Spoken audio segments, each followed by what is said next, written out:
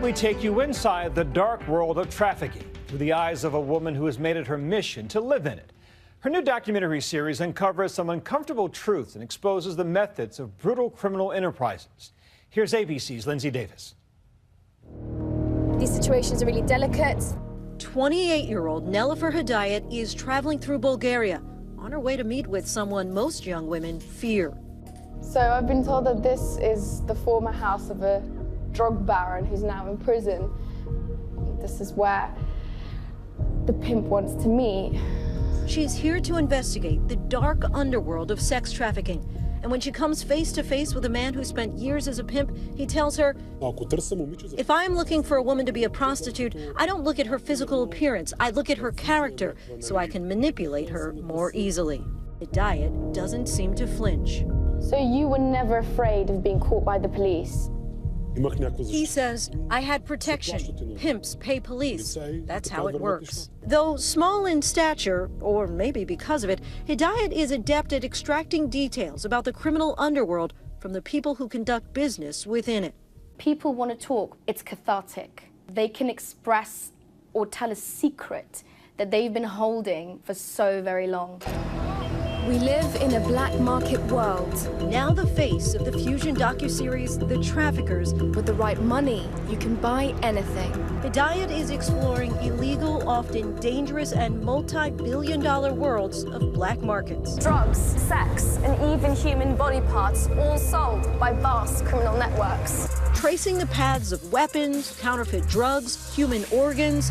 This is terrifying. From consumer to source. These are the drugs? Often finding herself in all sorts of compromising locations. What's going on here in these streets is really, really intense. Amsterdam's seedy red light district God, it is so weird.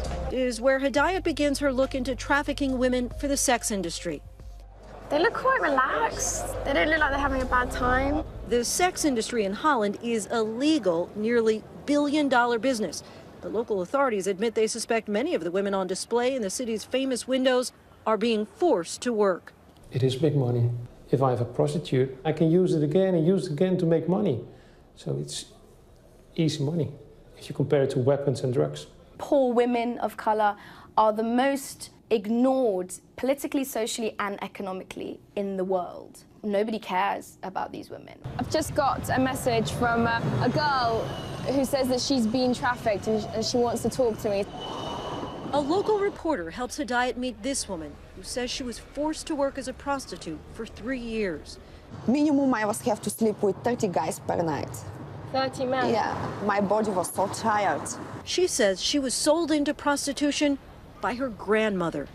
How did they break How you? they break you? They beat you and they rape you. Her pimp also tattooed his name on her wrist, branding her as his property. In Bulgaria, where she's from, it's estimated as many as 10,000 women and girls are trafficked into sex slavery every year. I know I'm supposed to have these profound reactions about what I've just felt, but more than anything, I just feel hollow. Hedayat says her experience as an Afghan refugee helps her see nuance in the world, which is so often portrayed as black and white. I'm a Muslim, I'm a woman, I'm an immigrant, I'm Western and Eastern in many respects, and all those things are strengths for me. It is so different to Benin. She's also outspoken for a journalist. Because if you don't know how big the problem is, how the hell can you come up with a solution? A trait she traces to the discrimination she experienced after September 11th, growing up in the United Kingdom. It wasn't just the fact that I was a Muslim, it was the fact that I was an Afghan. So I was going through school at the time. I was in high school and I had chairs thrown at me. It was one of the things that made me a strong individual woman, and it was one of the reasons that I don't let anyone take my identity away from me. She's written about the need for activism in the era of Brexit and President-elect Trump. Your reaction to Brexit and now Donald Trump becoming elected? There's a reaction. It's a tumultuous time and it's easy to kind of scapegoat. So it becomes very, very important for people who think like me, who are kind of in my position, to speak up. Even, it seems, when her own assumptions are challenged and she finds herself jumping to unexpected conclusions. She leaves Bulgaria to investigate traffickers targeting refugees fleeing Syria, locating an admitted trafficker in Greece. Plamen says he can provide anything his clients want, from women and girls to newborn babies. He brags about kidnapping a young Syrian girl. Do you not care about them as people?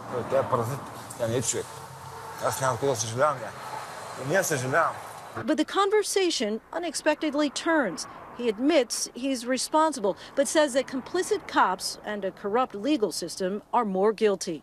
You know things have absolutely fallen to pieces when you're siding with a trafficker. I agree with him. I feel like I have no idea what's going on here. I mean, this guy is one of the worst people I've ever met.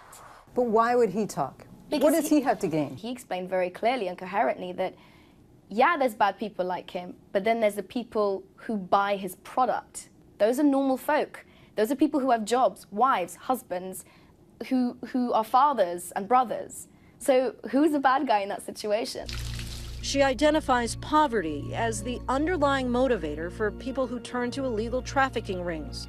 Nobody wants to be a poacher. Nobody wants to be a sex trafficker. They just end up there. Given the right opportunities, given the right situation, people will choose good and will want to do good. An optimist, for sure, but also a realist when it comes to criminal markets around the world. There is one lesson in every black market, and it's that you and I, we're culpable. What message do you want people to take away from the traffickers? I want people to watch the traffickers and feel responsible for the world around them. For Nightline, I'm Lindsay Davis in New York.